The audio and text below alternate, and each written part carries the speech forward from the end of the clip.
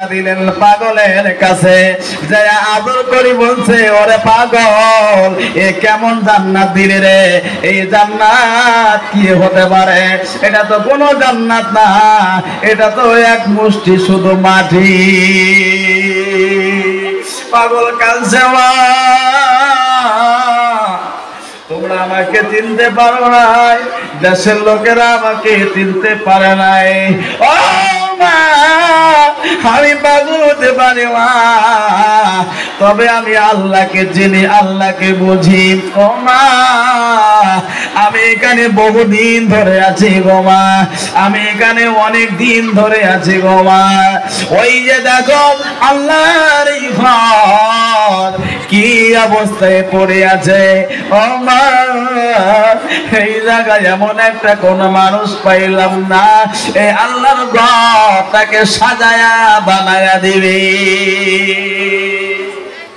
ও মা, আমি পাগল না, এমন একটা মানুষ পাইলাম না যে আল্লাহর ঘরটা এখানে এই ঘরটা সুন্দর করে বানায়া দিবে, এমন একটা মানুষ আমি পাইলাম না। ও মা, আমি লাস্টে বেলা ভাবলাম যে যদি আমি পাগল, যদি কোনো একটা বুদ্ধি করা যায়, যদি বুদ্ধি করে যদি এই ঘরটা কিছু কাম করতে পারি, তো আমি পাগল মানুষ, কে আমাকে টাকা দিবে?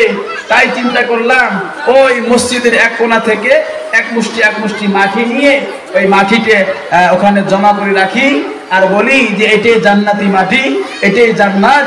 কেউ যদি জান্নাত কিনে নিতে পারো তা আসো এখানে জান্নাত কিনে নাও। বলেন সুবহানাল্লাহ।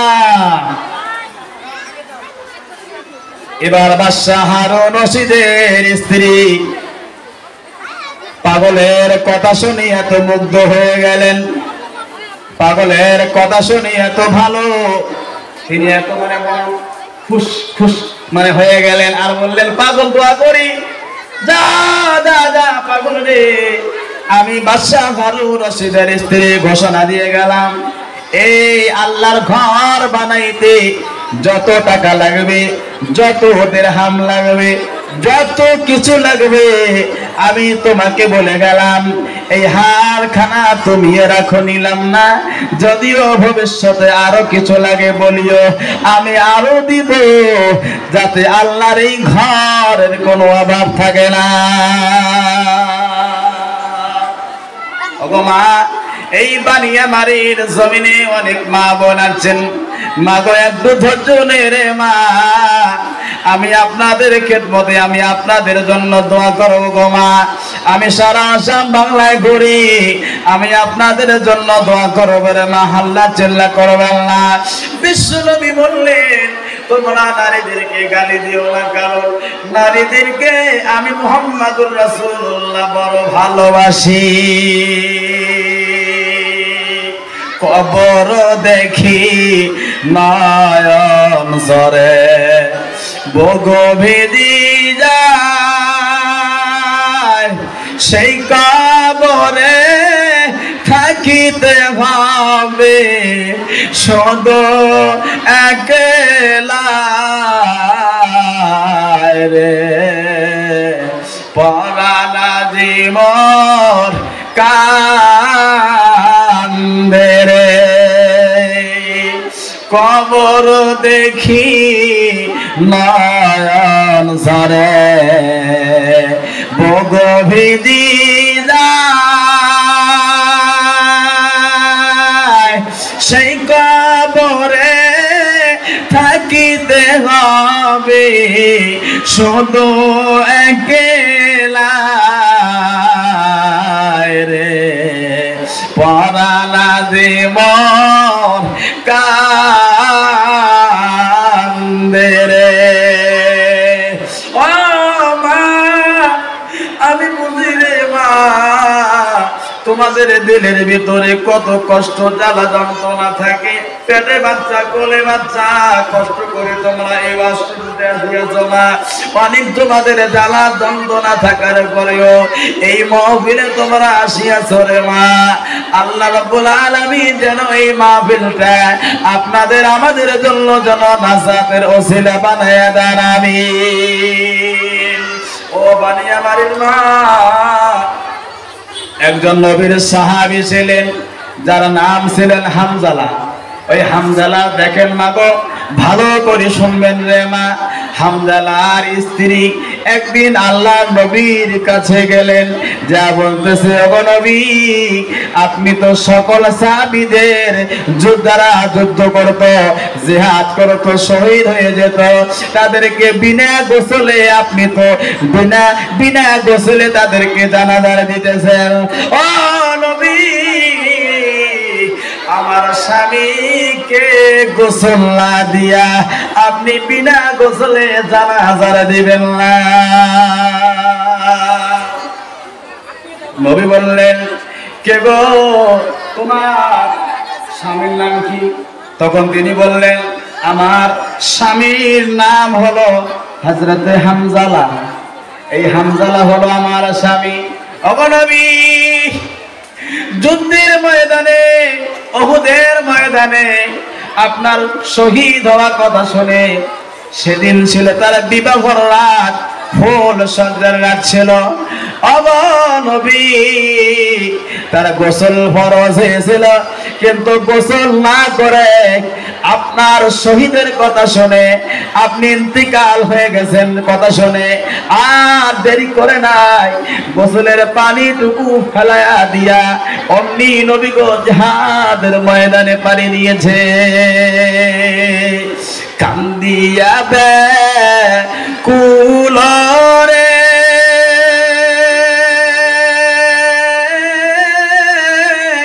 হামজালা শহীদ রে, কলিজা সিরিছে রে সেই জঙ্গে উহুদে। নবীর একজন সাহাবী হামজালা নামেতে, তিনি শহীদ হয়েছিল বিবাহের রাত রীতে রে সেই জঙ্গে উহুদে। নবীর ডাকে আধা রাত রে কহেনে বিবির তরে, বিয়ের রাত রে চলছিল বিদায় দেনা মারে রে সেই জঙ্গে উহুদে।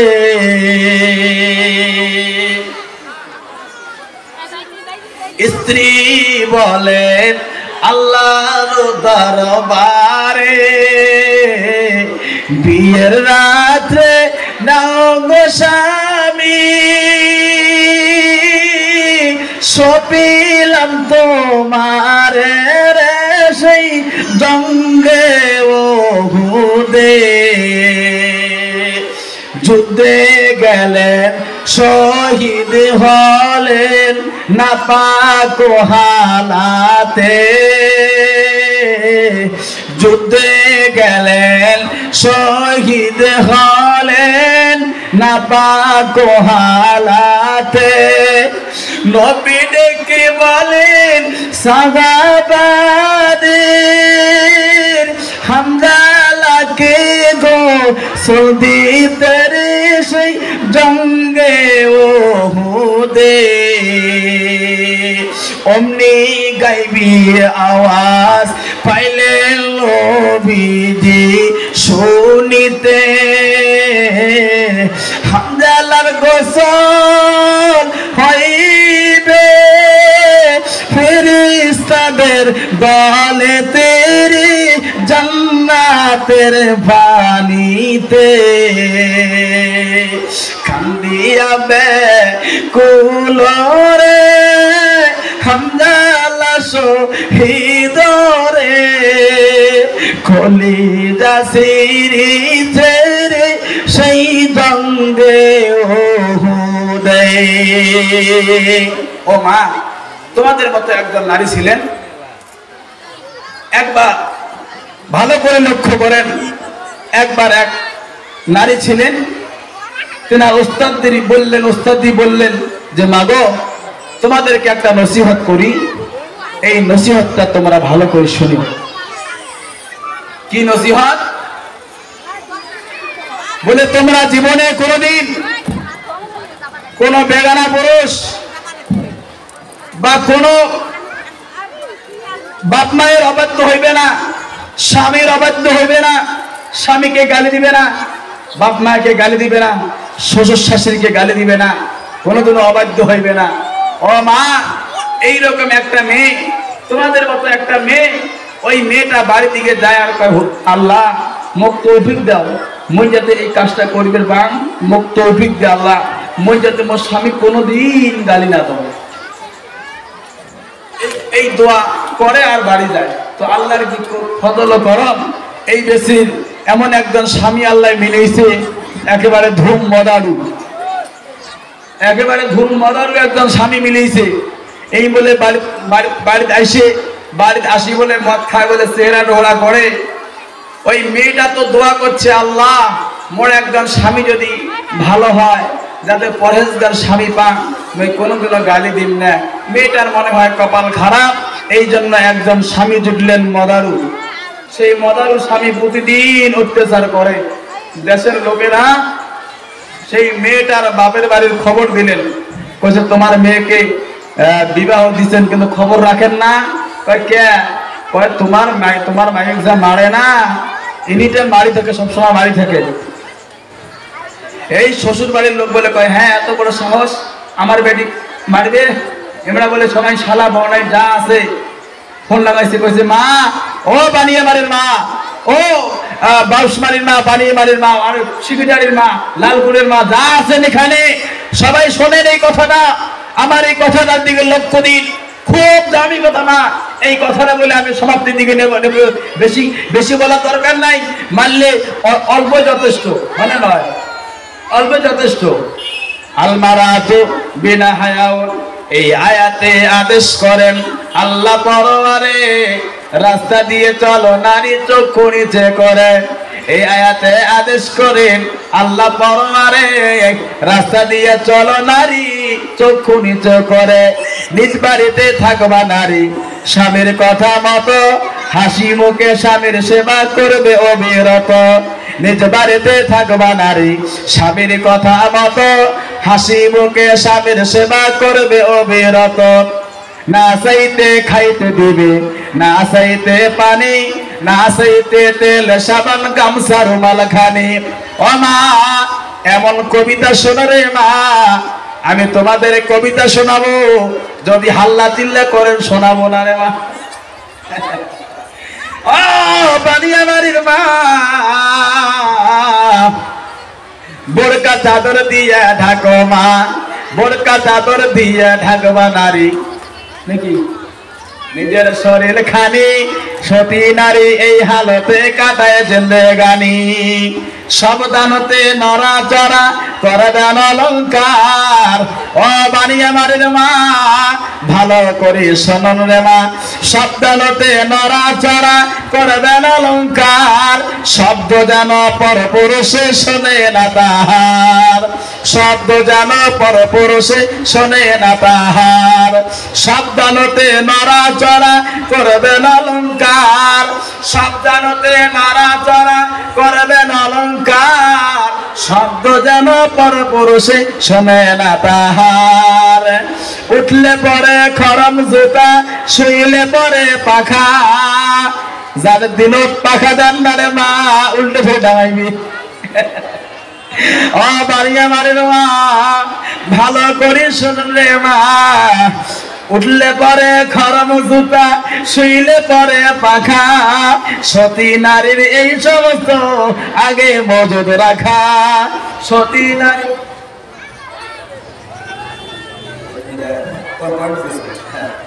সতী নারীর এই সমস্ত আগে মজুদ রাখা। স্বামী স্ত্রী থাকে যদি মধুর মিলন, স্বামী স্ত্রী থাকে যদি মধুর মিলন। লবণ দিয়ে খাইলে খানা ঘিয়ের মতন, লবণ দিয়ে খাইলে খানা ঘিয়ের মতন। স্বামী ধন মহাধন নাই যার ঘরে, স্বামী ধন মহাধন নাই যার ঘরে, হইলে সুন্দরী মা কিবা দেখবে তোরে। স্বামীকে খুশি রাখিয়া যদি কোনো স্ত্রী মারা যায়, ওই নারী বেহেশতি বলেন নবী মুস্তাফা। স্বামীকে খুশি রাখে যদি কোনো স্ত্রী মারা যায়, ওই নারী বেহেশতি বলেন নবী মুস্তাফা। ওই নারী বেহেশতি বলেন নবী মুস্তাফা। ওগো মা, আমি আপনাদের ছেলের মতো, আমি আপনাদের বেটার মতো রে মা, আমি আপনাদের ভাইয়ের মতো বোন। তোমরা কি খবর পাও না রে মা? এদিক ওদিক ডানি পাবে, এদিকে তাকাও, এদিক ওদিক দিকে তাকাও রে মা। ওই বাগানের নিচে রে মা, আব্বাটাকে রেখে আসলি, খবর কি নিলিলা? ওরে মা, ওই বাগানের তলে ছেলেটাকে কবর দিলি, খবর কেন নিলি না রে মা? ওগো মা, তুমি কি জানো তোমার ওই সোনা জাদুটা কবরে কেমনে আছে? ওগো মা, তুমি কি জানো তোমার ওই সোনা মানিক আব্বাটা কবরে কেমনে আছে? ওগো মা, ওই কবরস্থানের মাঝে আব্বাকে রেখে আসছি মা, খবর কি রাখো নাই মা? তুমি কি জানো ওই জায়গার মধ্যে আব্বা আম্মাটা কেমন আছে?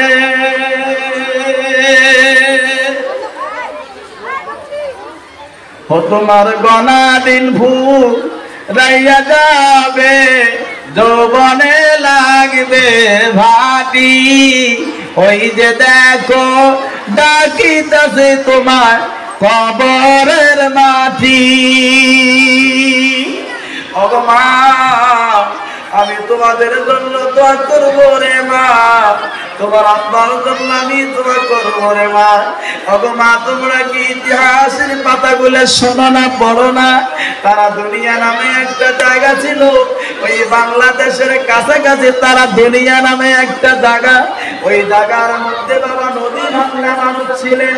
নদী যখন ভেঙে যায় ভেঙে যায় মাগো, ওই নদী ভাঙ্গার সময় দেশের মানুষগুলো ভাবুতাস করতে লাগলেন, হায় রে আমরা কোথায় যাব কি করব, কোথায় যাব কি করব, যাবার কোনো জায়গা নাই। ওগো মা, তোমাদের মতো কিছু মা বুদ্ধি করলে যে কান্দি কোনো লাভ নাই, কান্দি কান্দি কোনো লাভ নাই। চলো চলো চলো চলো, একজন অলির দরবারে আলোচনা করি, আমার এই নদীর পার কেন ভাঙে। ওগো মা, এবার সবাই মিলে আল্লাহর অলির দরবারে চলে গেলেন। আল্লাহর অলির দরবারে যা বলছে, হুজুর আমরা গ্রামবাসীরা কোথায় যাব? যাওয়ার কোনো জায়গা নাই, যাওয়ার কোনো পথ নাই। আমাদের নদীর পারের ঘর, সব ঘরগুলো ভেঙে যাইতেছে, আপনি কোনো একটা ব্যবস্থা করে দেন। দেখেন মা, তোমাদের মতো মহিলারা কেমন যোদ্ধা, কেমন ইমানদার। ও মা, সকল মানুষ এবার কি করলেন জানেন? সবাই বললেন হুজুর একটা উপায় বের করেন। হুজুরও ডাক দিয়ে বললেন, শোনো শোনো শোনো শোনো, আমি তোমাদের জন্য দোয়া করব, আমি তোমাদের জন্য